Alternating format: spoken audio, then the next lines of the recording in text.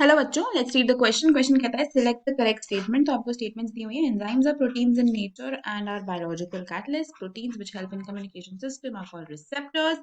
Polar molecules across the cell membrane are called carrier proteins और all are correct. तो चार options आपको यहाँ पे दिए गए हैं। तो अगर इस क्वेश्चन में हम बात करते हैं अबाउट द की कॉन्सेप्ट, तो यहाँ पे हम बात करने वाले हैं about the proteins, right. Proteins की अगर हम बात करते हैं तो proteins are made up by amino acids. Amino acids जब साथ में जुड़ते हैं इन अ चेन तो प्रोटीन्स की फॉर्मेशन होती है, राइट।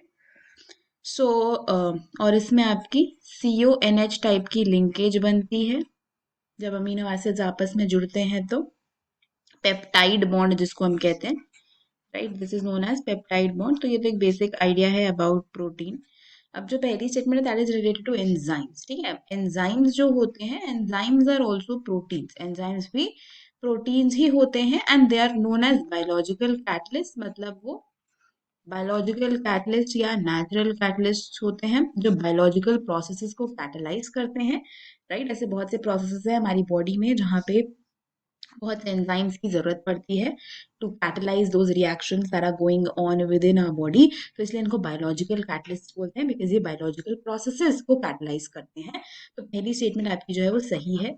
अगला है proteins which help in communication system are called receptors. बिल्कुल सही बात है। कम्युनिकेशन सिस्टम में इंफॉर्मेशन ट्रांसफर करने में जो प्रोटीन्स हेल्प करते हैं उनको हम रिसेप्टर्स कहते हैं। बिल्कुल सही बात है।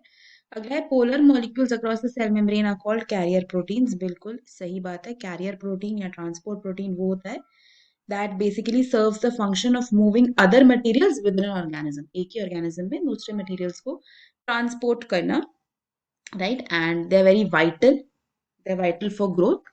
और ऐसे पोलर मॉलिक्यूल्स जो सेल मेम्ब्रेन के अक्रॉस घूमते हैं they are basically known as carrier proteins. तो तीनों ही स्टेटमेंट्स जो प्रोटीन से रिलेटेड हैं they are true.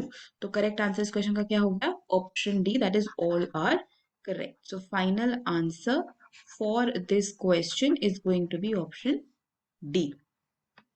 Hope you understood it well. Best of luck.